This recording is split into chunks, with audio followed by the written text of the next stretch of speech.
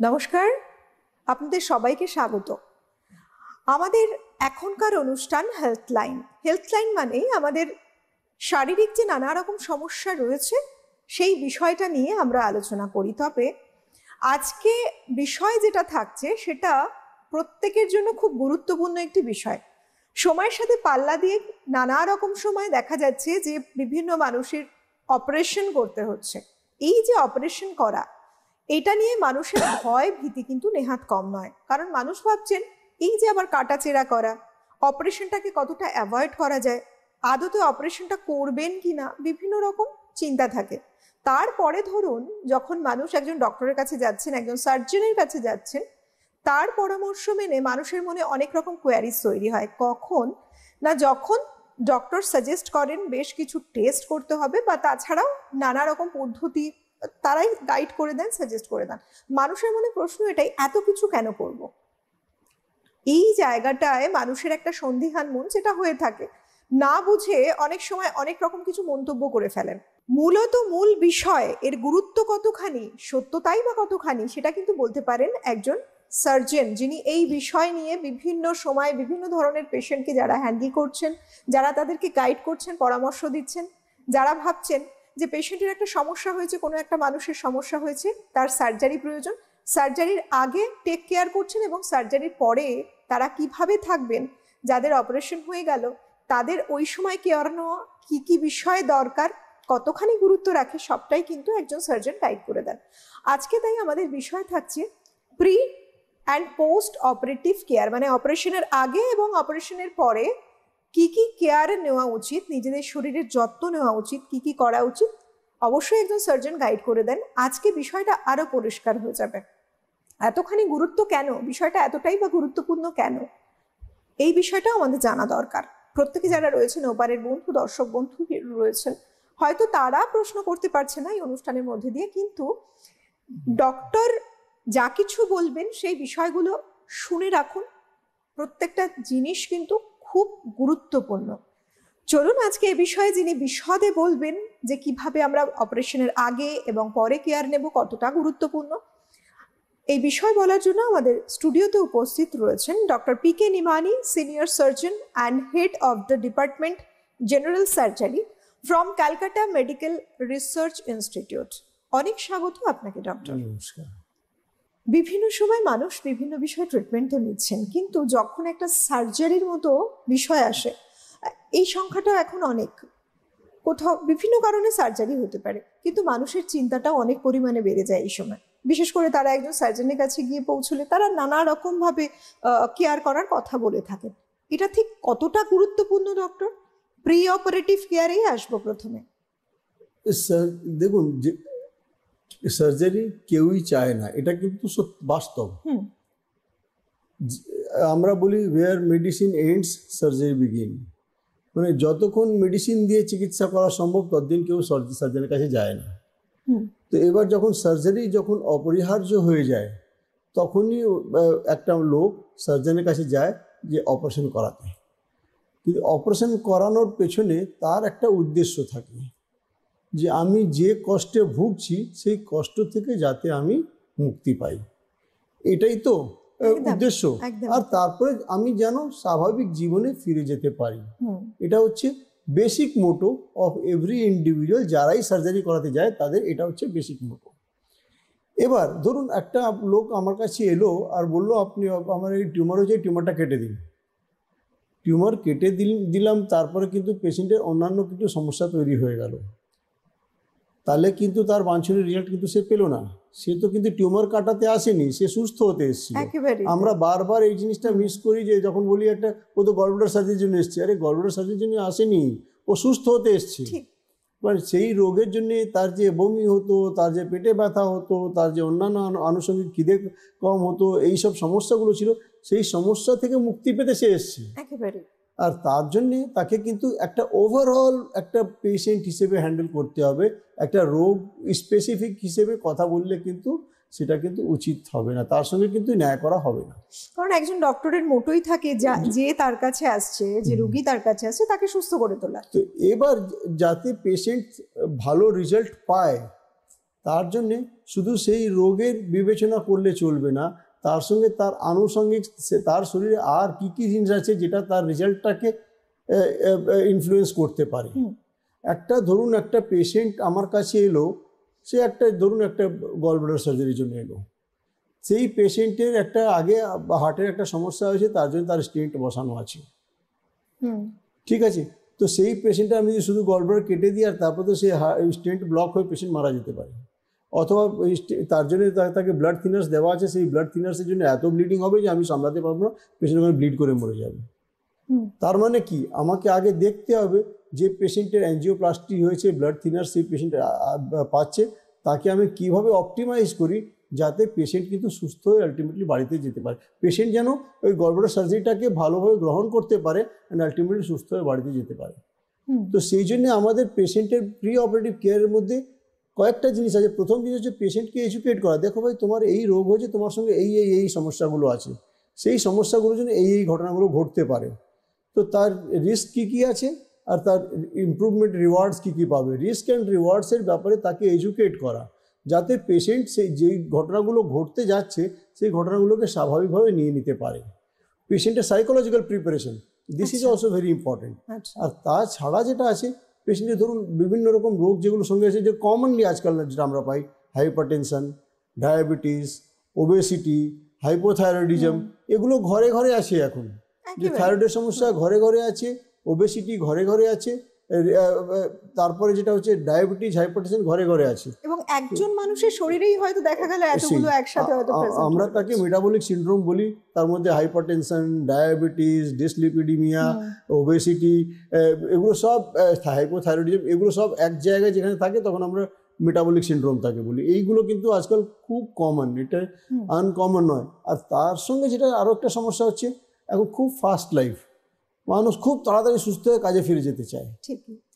আজকে আমি এমন একটা সার্জারি করলাম যার ফলে তাকে হয়তো 2 মাস বাড়িতে থাকতে হতে পারে, তো এই জিনিসটা যদি তার মেন্টাল প্রিপারেশন যদি না থাকে তাহলে তো সে নিতে পারবে না। মানুষ ভাববে কেন আমি তাহলে 2 মাস আমি তাহলে কি করে কাজ করব, কেন সার্জারি করব। সেই জন্য psychological preparation, physical preparation as well as psychological preparation is very important, and risk assessment, তার কি কি রিস্ক আছে। ধরুন একটা পেশেন্টের এপিলেপসি আছে, সে অ্যান্টি এপিলেপটিক ড্রাগসগুলো খায়, দুম করে যদি অপারেশনের সময় সেই ড্রাগস যদি না পায় তাহলে ওটির সময়ই হয়তো কনভালশন শুরু হয়ে গেল, আর তারপরে সেটা সামলানো গেল না, পেশেন্ট আলটিমেটলি মারা গেল। এরকম ঘটনাগুলো ঘটতে পারে পেশেন্টের বিশেষ। আর তারপরে যেটা হচ্ছে আজকাল খুব কমনলি আমরা যেটা খুব কনসার্ন, সেটা হচ্ছে একটা পেশেন্ট, ধরুন একটা পেশেন্ট খুব সার্জারি হলো, খুব ভালো আছে, 5 দিন 6 দিন 7 দিন পর হাসপাতালে ছিল, এবার ডিসচার্জ সার্টিফিকেট লেখা হয়ে গেছে, হঠাৎ পেশেন্ট সাডেনলি কোল্যাপস করে গেল। 1 ঘন্টা আগে বাড়ির লোকের সঙ্গে কথা বলছিল, হঠাৎ দেখা গেল 1 ঘন্টা পরে পেশেন্ট মরে গেছে। So this is pulmonary embolism, deep vein thrombosis, এগুলো কিন্তু খুব কমন, বিশেষ করে পেলভিক সার্জারি যেখানে হচ্ছে, ক্যান্সার সার্জারি যেখানে হচ্ছে, লং টাইম পেশেন্ট শুয়ে থাকছে, এইরকম সমস্যা যদি থাকে, ওবেসিটি যদি থাকে, এইসব আর বিশেষ করে গাইনোকোলজিক্যাল সার্জারি, এগুলোতে কিন্তু deep vein thrombosis is very common. Deep vein thrombosis একটা কমপ্লিকেশন হচ্ছে পালমোনারি এম্বোলিজম, সাডেন ডেথ, কেউ বুঝতেই পারলো না, তারপরে বললো আমি তো 1 ঘন্টা আগে ওর সঙ্গে কথা বলে গেছি, আর 1 ঘন্টা পরে কিছু মরে গেছে। সো এইরকম ঘটনাগুলো কিন্তু খুব কমনলি ঘটছে। এটার জন্য যে প্রিকশন নেওয়া দরকার, যে ব্যবস্থা নেওয়া দরকার, সেগুলো কিন্তু প্রি অপারেটিভ কেয়ারের পার্ট। প্রি অপারেটিভ কেয়ারের মধ্যে যদি আমরা এইসবগুলো যদি না দেখি তাহলে কিন্তু অপটিমাইজ করা যাবে না পেশেন্টকে, আর পেশেন্ট যদি অপটিমাইজ যদি না হয় অপারেশনের আগে, তাহলে কিন্তু রেজাল্টগুলো কিন্তু স্যাটিসফ্যাক্টরি নাও পেতে পারে। তো ডক্টর, একটা সমস্যা হয়ে যায় যে মানুষকে এডুকেট করার কথা যেটা বলছিলেন, যে সমস্ত বিষয়টাকে তাকে বলা, ভাঙিয়ে বলা, বুঝিয়ে বলা, তারপরেও কিন্তু দেখা যায় কিছু মানুষ তার উপরও ডাউট করেন যে আমাকে যে বললেন ডক্টর, আদৌ কি সেটা ঠিক, এতগুলো প্রিকশন আমাকে নিতে হবে, আদৌ কি দরকার? সেটা তো দেখুন, ব্যাপারটা যেটা হচ্ছে, আমি একজন প্রফেশনাল, আমি একজন ডাক্তার, আমি এটা বুঝি, সামনে যে লোকটা বসে সে ডাক্তার নয়, সে অনেক জিনিস নাও বুঝতে পারে, তো এইরকম সিচুয়েশনস কিন্তু আসতেই পারে, কিন্তু আমার দায়িত্ব তাকে বোঝানো। তারপরে যদি সে না বুঝতে পারে তাহলে মানে আমার করার কিছু থাকে না, but it is my responsibility, যেহেতু আমি বুঝি, আমার দায়িত্ব যে ওকে বোঝানো যে ভাই দেখো এগুলো না করলে তোমার এইগুলো বিপদ ঘটতে পারে, সেই জন্য তোমার এগুলো করা উচিত। তো তার কিন্তু বোঝানোর পরে কিন্তু মেজরিটি অফ দি পেশেন্টসরা কিন্তু বুঝে যায়। কিন্তু এই বোঝানোর জন্য যেটুকু সময় দেওয়া দরকার সেই সময় যদি আমরা দিই তাহলে কিন্তু আলটিমেটলি পেশেন্ট তো নিজের ভালো চায়, তো সেই জন্য সুস্থ হতেই এসেছে ডক্টরের কাছে, তারপরেও একটা আলটিমেটলি বুঝতে পারে, বাট তার জন্য আমাদেরকে এক্সট্রা এফর্ট নিতে হয় তাকে বোঝানোর জন্যে। একেবারে ধরুন একটা ইলিটারেট পেশেন্ট যে কিছুই বুঝতে পারে না, সেখানে অন্য সিচুয়েশন, কিন্তু সেই ধরনের পেশেন্ট যদি থাকে তারা কিন্তু ডাক্তারকে কিন্তু বিশ্বাস করে, তারা কিন্তু কিছু না বুঝতে পারলেও কিন্তু বিশ্বাস করে, তো যা যা বলা হয় তাই সেটাই করে। তারা খুব একটা প্রশ্ন করে না, কিন্তু যারা বুঝতে পারে তারাই কিন্তু বেশি প্রশ্ন করে, আর তাদেরকেই বোঝানো বেশি দরকার। মূল উদ্দেশ্য থাকে ডক্টর পেশেন্টকে এডুকেটেড করা, তার কারণ তার সমস্যাটাকে বলে তাকে বোঝানো, সাইকোলজিক্যাল প্রিপারেশন তারা যাতে নিতে পারে, যেমনটি আপনি বললেন, কারণ একটাই যে তারা সুস্থ থাকুক, ভালো হোক, যে প্রবলেমটা নিয়ে এসছে প্রবলেমটা সম্পর্কে ওয়াকিবহল হয়ে মেন্টালি তৈরি থাকুক, তার এটা হতে চলেছে। ডক্টর সাধারণত কি কি প্রিপারেশন নিতে হয়, কি কি প্রিকশন একটা অপারেশনের আগে আপনারা সাজেস্ট করে থাকেন পেশেন্টকে? অপারেশনের আগে মানে কিছুটা থাকে রোগ স্পেসিফিক, যে ডিজিজের জন্য এসে সেই ডিজিজ স্পেসিফিক কিছু প্রিপারেশন যদি নিতে হয়, ধরো ইন্টেস্টিনাল অবস্ট্রাকশন নিয়ে এসছে, তাকে খালি পেটে রাখা হয়, এইসবগুলো করতে হয়। বা আর কিছু হচ্ছে জেনারেল, যেগুলো তার যে কোমরবিডিটিস যেগুলো আছে সেই অনুযায়ী নিতে হয়। মানে আর কি কি রোগ আছে শরীরে, ধরুন হাইপারটেনশন যদি থাকে, তখন কিন্তু আমরা প্রেসারের ওষুধ কিন্তু সেদিন অপারেশনের দিনও এমনি বলি তুমি খালি পেটে থাকবে, কিন্তু অল্প 2 চামচ জলের সঙ্গে ওই প্রেসারের ওষুধটা খেয়ে নেবে।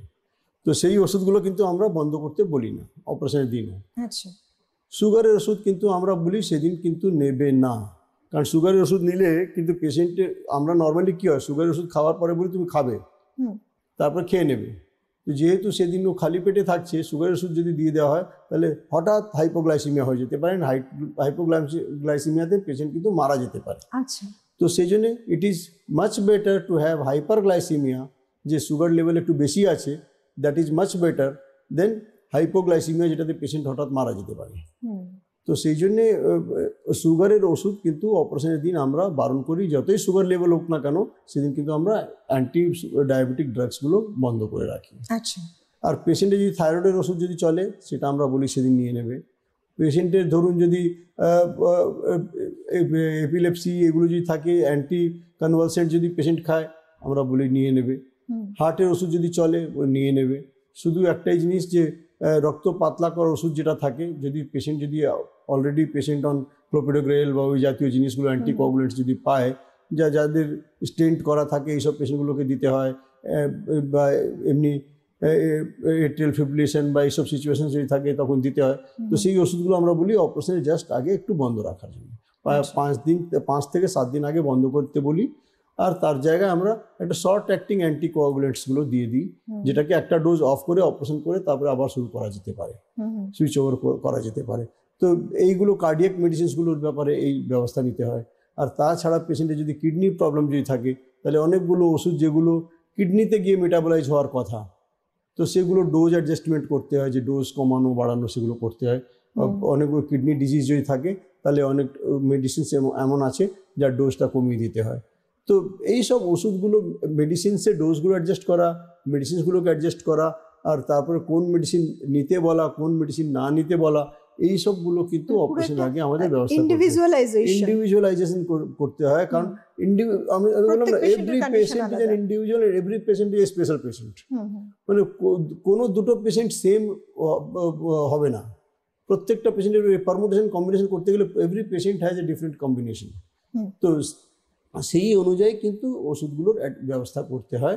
আর শুধু তাই না, আর একটা জিনিস এটা খুব ইম্পর্টেন্ট, লোকে ওটা ভুলে যায়, আমরা মাঝে মাঝে উই কাম অ্যাক্রস, যে পেশেন্টগুলো গয়নাগাঠি পরে ওটিতে চলে আসে, পেশেন্টগুলো নেল পলিশ লাগিয়ে ওটিতে চলে আসে, এই সব যেন না করে। এর সঙ্গে আদতে কি সম্পর্ক? না, নর্মালি আমরা যে পালস অক্সিমিটার ব্যবহার করি ওটা তো কালার দেখে ওরা অ্যাসেসমেন্টটা করে যে আমার অক্সিজেন স্যাচুরেশনটা কতটা আছে। আচ্ছা, তো সেই কলোরিমেট্রিক মেথড যদি ওখানে নেল পলিশ লাগানো থাকে তাহলে সেই মেশিনটা ওরা রিড করতে পারে না। তো সেই জন্য আমরা বলি নেল পলিশগুলো তুলে দেবেন অপারেশনের আগে।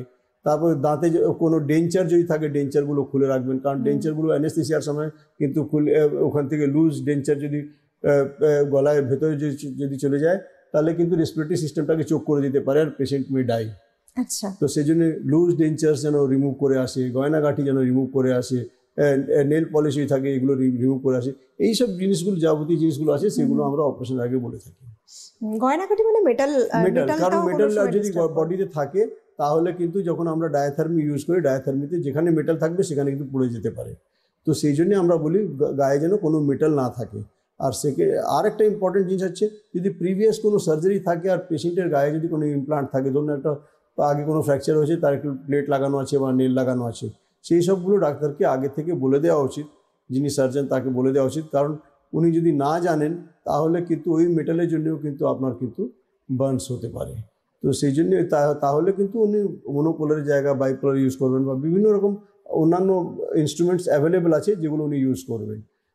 ডক্টর, একটা সাকসেসফুলি অপারেশন হলো এরপরে তো আবার একটা কেয়ার থাকে লম্বা সময়, কারণ সদ্য একটা মানুষের একটা চেঞ্জ এলো, তারপরে ঠিক কেয়ার কতখানি গুরুত্বপূর্ণ? কারণ ডক্টর অনেক সময় অনেক কিছু সাজেস্ট করে দেন, কিন্তু মানুষটি ভাবে যে ঠিক আছে এখন তো সমস্যা চলে গেছে, এখন তো ঠিক হয়ে গেছি, ডক্টর তো দেখছেন না এসে, কিছু কিছু অ্যাভয়েড করাই যায়, এরকমও কিছু মেন্টালিটির মানুষ রয়েছেন। হয়তো কিছু পরিস্থিতির চাপেও হতে পারে যে তাড়াতাড়ি তাকে কাজে ফিরতে হবে, তারাও হয়তো অনেক সময় অনিয়ম করে ফেলেন। অবশ্যই। তো অ্যাকচুয়ালি আমরা এটা যেটা আপনি বললেন সেগুলো হচ্ছে পোস্ট অপারেটিভ কেয়ার, অপারেশনের পরের কেয়ারটা। অপারেশনের পরে যেটা হচ্ছে ইমিডিয়েট পোস্ট অপারেটিভ কেয়ার, একটা আমরা কয়েকটা পার্টে ডিভাইড করে দিই, immediate post operative care and delayed post operative care. Immediate post operative care is it can make or break, মানে আপনার রেজাল্টটাকে একেবারে নষ্ট করে দিতে পারে। যেমন আমি বললাম যে ডিপ ভেন থ্রম্বোসিসে পেশেন্ট মারা যেতে পারে, সাডেন ডেথসগুলো ঘটতে পারে। তো সেই জন্য immediate post operative care and delayed post operative care. Immediate post operative কেয়ারে ধরুন একটা কিছুটা তো অর্গান স্পেসিফিক, ধরুন একটা ইন্টেস্টিনাল ট্র্যাক্টের সার্জারি হয়েছে, ইন্টেস্টিনাল ট্র্যাক্ট যাতে নর্মাল ফাংশনিং লেভেলে আসে তার জন্য যেটা দরকার, প্রথমে কয়েক ঘন্টা অ্যানেস্থেসিয়ার ইফেক্টটা থাকে। অ্যানেস্থেসিয়ার ইফেক্ট থাকলে কিন্তু সেই সময় কিন্তু পেশেন্টের একটা ভমিটিং টেন্ডেন্সি থাকতে পারে, ইন্টেস্টিনাল মোটিলিটিটা কম থাকে, তো যেটুকু স্টমাকে থাকে সেটাই কিন্তু ভমিটাস হিসেবে চলে আসতে পারে। তো সেই জন্য ভমিটিংটাকে প্রিভেন্ট করা, দ্যাট ইজ ভেরি ইম্পর্টেন্ট। কারণ এই ভমিটাস যদি রেসপিরেটরি ট্র্যাক্টে চলে যায় তাহলে পেশেন্ট অ্যাসফিক্সিয়া হয়ে মরে যেতে পারে। তো সেই জন্য ইটস ভেরি ইম্পর্টেন্ট যে কয়েক ঘন্টা পেশেন্টকে জেনারেল অ্যানেস্থেসিয়ার পরে খালি পেটে রাখা, তাকে নীল বাই মাউথ আমরা বলি যে মুখে কিচ্ছু খাবে না, আস্তে আস্তে ইন্টেস্টিনাল ফাংশনসগুলো যখন ফিরে আসে তারপরে ওকে খেতে দেওয়া। আর যেটা আরও ইম্পর্টেন্ট যেগুলো আছে অন্যান্য অর্গানসগুলোর ব্যাপারটা আছে, যেমন কার্ডিওভাস্কুলার সিস্টেম, এগুলো আছে, পেশেন্টকে একটা স্যালাইন দিতে হবে, কারণ যেহেতু মুখে খাচ্ছে না তার তো আমাকে nutrition level, fluid and electrolyte balance এগুলো তো মেনটেন করতে হবে, তার জন্য তাকে স্যালাইন দিতে হবে। তো সেই স্যালাইনটাকে ঠিকভাবে মেনটেন করা, এমন না হয় যে ওভারলোডিং হয়ে গেল বা কম হয়ে গেল, সেরকম যেন না হয়। এরকম হতে পারে পেশেন্ট অ্যানেস্থেসিয়ার ইফেক্ট থেকে পুরোপুরি ফেরেনি, সেই অবস্থাতে তার ইউরিনারি ব্লাডার ফুল হয়ে গেলো, সে ইউরিন করতে পারছে না, ইউরিনারি রিটেনশন অফ ইউরিন, এইসবগুলো ইমিডিয়েট পোস্ট অপারেটিভ পিরিয়ডে এইসবগুলো ঘটতে পারে। আর একটা যেটা মোস্ট ইম্পর্ট্যান্ট হচ্ছে ইমিডিয়েট পোস্ট অপারেটিভ পিরিয়ডে পেন রিলিফ। পেন রিলিফ করাটা খুব ইম্পর্ট্যান্ট। পেশেন্টের পেন রিলিফ যত ভালো হবে তত ভালো পেশেন্ট কোঅপারেট করবে আর তত ভালো তার রিকভারি হবে। সেই জন্য আগে আমরা যেটা করতাম সেটা হচ্ছে পেশেন্ট ব্যথা বললেই ব্যথার ইঞ্জেকশনটা দিয়ে দেওয়া হতো। এখন কিন্তু আমরা বলি না, ব্যথা হলে ইঞ্জেকশন দেওয়া উচিত নয়, তাকে কন্টিনিউয়াসলি অ্যানালজেসিয়া দিয়ে রাখো যাতে তার ব্যথাটা না হয়। ব্যথাটা যদি কম থাকে তাহলে পেশেন্টের মোবিলিটি বাড়বে, পেশেন্ট উঠে বসতে চাইবে, পেশেন্ট হাঁটতে চাইবে, পেশেন্ট মুভমেন্ট করতে চাইবে। আর আমরা চাই যে আর্লি মোবিলাইজেশন, পেশেন্ট যত তাড়াতাড়ি মোবিলাইজড হবে তত তার আউটকাম ভালো হবে। সেই জন্য pain relief is very very important. এবার পেনের অ্যানালজেসিক্সগুলোর ব্যাপারটা আছে, ধরুন ওপিওয়েড অ্যানালজেসিক্স, এক্সিলেন্ট অ্যানালজেসিক্স, খুব ভালো, কিন্তু সেগুলোতে ভমিটিংয়ের একটা টেন্ডেন্সি হতে পারে। আর তার সঙ্গে যেটা হতে পারে হ্যাবিট ফর্মিং, তাকে বেশি দিন দেওয়া যাবে না, একদিন দুদিন আপনি দিতে পারবেন, তারপরে কিন্তু ওপিওয়েডস দিতে পারবেন না। কিন্তু দে আর এক্সিলেন্ট অ্যানালজেসিক, যখন দেবেন তখন কিন্তু পেশেন্ট বলবে আমার তো আমার কোনো অপারেশনই হয়নি, এত ভালো। তারপরে যেটা হচ্ছে মানে যেটা হচ্ছে এনসেটস যেগুলো আছে, ডাইক্লোফেনাক এগুলো যেগুলো আছে, মানে ওই সময় ওই রিয়েলাইজেশন পেশেন্টকে দেওয়া উচিত, কারণ সে কমফোর্টেবল হয়ে যাচ্ছে, কমফোর্টেবল হয়ে পেইন যাচ্ছে। রিলিফ। কমফোর্টেবল যখন হয়ে যাচ্ছে তখন উঠে বসছে। আমি বলি পা ঝুলিয়ে বসুন, পা ঝুলিয়ে বসছে, পা নাড়াচ্ছে। বলি টয়লেটে আপনাকে নিজে হেঁটে যেতে হবে, কেউ এখানে বেড সাইডে দেবে না। সে বললো ঠিক আছে আমি হেঁটে যাব। তো যদি ব্যথা না থাকে তাহলে এভরি পেশেন্ট কোঅপারেটস। সেই জন্য pain relief is very very important. আগের যুগে আমরা যখন ছোট ছিলাম তখন কিন্তু সেই যুগে কিন্তু অন ডিমান্ড অ্যানালজেসিয়া দেওয়া হতো, কিন্তু এখন আর কনসেপ্ট হচ্ছে না, রেগুলার অ্যানালজেসিয়া দিয়ে রাখো so that the pain is not there. Mobility তাড়াতাড়ি হবে অ্যান্ড রেজাল্টস আউটকাম এগুলো ভালো হবে। তো সেটা কিন্তু একটা নতুন কনসেপ্ট যে এখন পেন ইজ ভেরি ইম্পর্টেন্ট।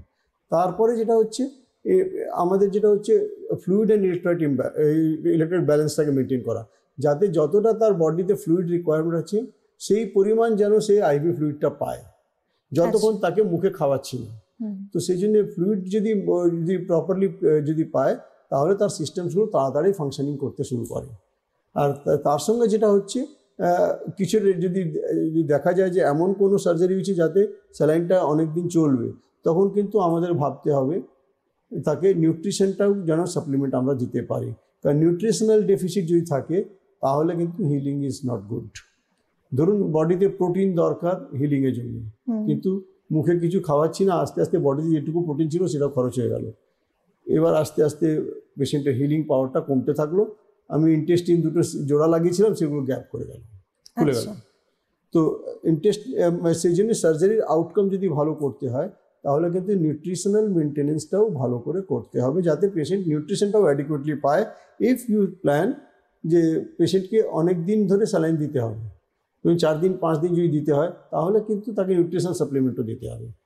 তাছাড়া যে অন্যান্য যেগুলো আছে, ভমিটিং যাতে না হয় তার জন্য ব্যবস্থা করা, অ্যান্টিএমেটিক আমরা বলি, ভমিটিংয়ের ওষুধগুলো দিয়ে রাখা, ভিটামিনস দিয়ে রাখা। তারপরে তার যে ওষুধগুলো আগে থেকে চলতো সেই ওষুধগুলোকে যত তাড়াতাড়ি আমরা সিস্টেমে ওকে আবার শুরু করে দিতে পারি তাহলে তার সিস্টেমটা ভালো করে কাজ করবে। এগুলোই খেয়াল রাখতে হয় মেনলি। আর ডিলেডের ব্যাপারটা হচ্ছে, ধরুন অর্থোপেডিক সার্জারি আছে বা কিছু আছে, সেখানে ফিজিওথেরাপি দরকার, মোবিলাইজেশন দরকার, জয়েন্টের সার্জারি হয়েছে তার জন্য যেটা দরকার। তারপরে ধরুন কোনো ভোকাল কর্ডের সার্জারি, তাকে কিন্তু স্পিচের জন্য ট্রেনিং দেওয়া দরকার। সেগুলো depending on individual surgery delayed treatment can be planned. মানে ইমিডিয়েট যে কেয়ারটা ডক্টর, এটা সব থেকে বেশি ইম্পর্টেন্ট, কারণ ওই সময়টা যদি ঠিকঠাক ব্যবস্থা নেওয়া যায় তাহলে পেশেন্ট খুব তাড়াতাড়ি রিকভার করবে, কন্ডিশনটা ভালো হয়ে যাবে। সত্যি তাই, অনেক সময় বিভিন্ন মানুষ তাদের থিঙ্কিং কিছু প্রসিডিওর রয়েছে, নিজেদের মতো করে কোনো অ্যাপ্রোচ করে ফেলেন, সেখানেই সমস্যাটা ক্রিয়েট হয়। সুতরাং একেবারেই এটা উচিত নয়। ডক্টর, আমরা যদি বলি পোস্ট অপারেটিভ কেয়ার নিয়ে যেহেতু আলোচনা করছি, যারা প্রত্যেক দিন ব্যস্ততার সাথে জীবনযাপন করছেন তারা খুব চান যে কত তাড়াতাড়ি তারা রিকভার করতে পারেন, নর্মাল লাইফে ফিরতে পারেন। সেক্ষেত্রে বেসিক্যালি কতদিন তাদের টেক কেয়ার করা উচিত? কিছু মেজর অপারেশন থাকে, কিছু মাইনর থাকে, তার উপরে বেস করেও তাদের জন্য কি সাজেশন, কি বলবেন? বেসিক্যালি ডিপেন্ড করছে যে সার্জারিটা কি সার্জারি হয়েছে। এখানে বললাম না, আবার ইন্ডিভিজুয়ালাইজ করতে হবে তার কি সার্জারি হয়েছে। ধরুন একটা সার্জারি হয়েছে, সুপারফিশিয়াল সার্জারি হয়েছে, স্কিন সাবকিউটেনিয়াস টিস্যু লেভেলে হয়েছে, সে হয়তো অপারেশন করার পরে সঙ্গে সঙ্গে ও কাজে ফিরে যেতে পারে। কিন্তু ধরুন একটা অপারেশন হয়েছে যেখানে পেট কেটে বা কোথাও মেজর সার্জারি হয়েছে, বা ধরুন অর্থোপেডিক সার্জারি হয়েছে যেখানে একটা ইমপ্লান্ট লাগানো হয়েছে, সেখানে কিন্তু একটু সময় লাগে। সেখানে কিন্তু ফিজিওথেরাপি করে আস্তে আস্তে জয়েন্টগুলোকে মোবিলাইজ করতে হয়। ইন্টেস্টিনাল ফাংশনস আস্তে আস্তে ফেরত আসতে হয়। আমরা যেটা বলি ইন্টেস্টিনে একটা সাউন্ড থাকে, আমরা স্টেথোস্কোপ পেটে লাগালে আমরা একটা সাউন্ড পাই, তাকে আমরা বাওয়েল সাউন্ডস বলি। সেই বাওয়েল সাউন্ডস যদি ফিরে আসে তার মানে ইন্টেস্টিনের মোটিলিটিটা ফিরে এসছে, আস্তে আস্তে ফিরে আসছে। সেই সময় কিন্তু তাকে মুখে খাওয়ানো যেতে পারে। আর সেই অবস্থাতে কিন্তু যদি পেশেন্ট যদি খাওয়া দাওয়া যদি করতে পারে তাহলে সে কাজেও যেতে পারে। অল ডিপেন্ডস অন তার যে সার্জারি হয়েছে সে তাকে সহ্য করতে পারছে কিনা। আমাকে অনেক পেশেন্ট বলে আমি কি 2 হুইলারে চড়তে পারবো একটা পাইল সার্জারি পরে? আমরা আমার অপারেশনের কোনো ক্ষতি হবে না, আপনি যদি সেই ব্যথাটা সহ্য করতে পারেন, কারণ 2 হুইলার সে ঝাঁকানি হবে, সেই ব্যথাটা যদি সহ্য করতে পারেন আমার কোনো আপত্তি নেই, ইউ ক্যান ডু ইট। তো অনেক জিনিসগুলো আছে পেশেন্টের টলারেন্স লেভেলের উপর ডিপেন্ড করে। Every patient is not same. একটা পেশেন্ট আছে যার অল্প কিছু ব্যথা হলেই সে মানে তোলপাড় করে দেয়, আর একটা পেশেন্ট আছে যার প্রচুর ব্যথা হচ্ছে, সে কাউকে বলে মুখ বুজে সব সহ্য করে নিতে পারে।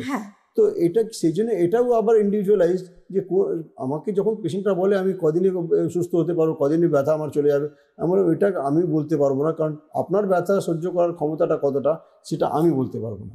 আপনার যদি ব্যথা সহ্য করার ক্ষমতা যদি ভালো থাকে আপনি তাড়াতাড়ি কাজে ফিরতে পারবেন, আপনার ব্যথা সহ্য করার ক্ষমতা যদি কম থাকে তাহলে আপনি দেরি করে ফিরবেন।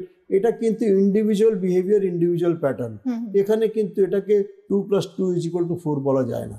আচ্ছা ডক্টর, এই যে আগের সময় যে সার্জারি করা হতো, ওপেন সার্জারি করা হতো, একটা লম্বা সময় ছিল, এখন তো নিশ্চয়ই অনেক উন্নত হয়েছে। অনেক সার্জারিগুলো যেগুলো আমরা মাইক্রোস্কোপ মানে আমরা যেগুলো বলি আমরা ল্যাপ্রোস্কোপিক সার্জারি বা এগুলো মাইক্রো সার্জারি এগুলো বলি, সেখানে কিন্তু যেহেতু স্কিন কাটাটা কম হচ্ছে, ভেতরে কিন্তু সার্জারি একই হচ্ছে, যেহেতু স্কিনে কাটাটা কম হচ্ছে তার ফলে ব্যথাটা একটু কম হয়, মাসল কাটিং হচ্ছে না, সেগুলো সেই জন্য ব্যথাটা একটু কম হয়।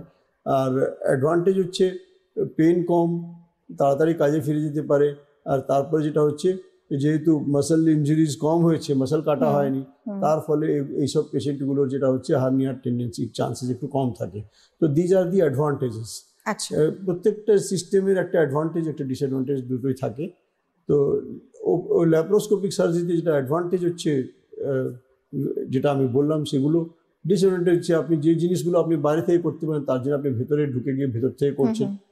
তো ভেতরে ঢুকতে পারা মানেই হচ্ছে ওখানে একটা ইনজুরির একটা সম্ভাবনা থাকে, যেগুলো আপনি আদারওয়াইজ আপনি ওটা টাচই করতেন না। তো এগুলো দুটোই অ্যাডভান্টেজ ডিসঅ্যাডভান্টেজ প্রত্যেকটা সিস্টেমের থাকে। We will have to balance কোন পেশেন্টের কীরকম চাহিদা আছে আর কতটা সম্ভব সেই হিসেবে করতে হয়। আর তারপরে training should be a little better, কারণ ল্যাপ্রোস্কোপিক সার্জারিতে আপনার ট্রেনিং আরও বেশি ভালো দরকার, কারণ আপনি দেখছেন একদিকে কাজ করছেন অন্যদিকে। তো naturally for that you need to be trained. Training যদি ভালো থাকে definitely results outcome are good. একদম। দেখতে দেখতে আমরা কিন্তু একেবারে আজকের অনুষ্ঠানের শেষ সময় পৌঁছে গেছি। অনেক ধন্যবাদ জানাবো ডক্টর আপনাকে, খুব সুন্দরভাবে এক্সপ্লেইন করেছেন প্রি এবং পোস্ট অপারেটিভ কেয়ার কতখানি গুরুত্বপূর্ণ এবং কি কি কেয়ার করা উচিত। আর যারা ওপারে রয়েছেন তাদের জন্য বলি প্রত্যেকে খুব ভালো থাকুন, সুস্থ থাকুন এবং অবশ্যই একজন সার্জন তার আন্ডারে যখন ট্রিটমেন্ট নিচ্ছেন তার গাইডলাইন সম্পূর্ণরূপে মেনে চলুন। খুব ভালো থাকুন প্রত্যেকে। আজকের মতো এই পর্যন্তই। নমস্কার।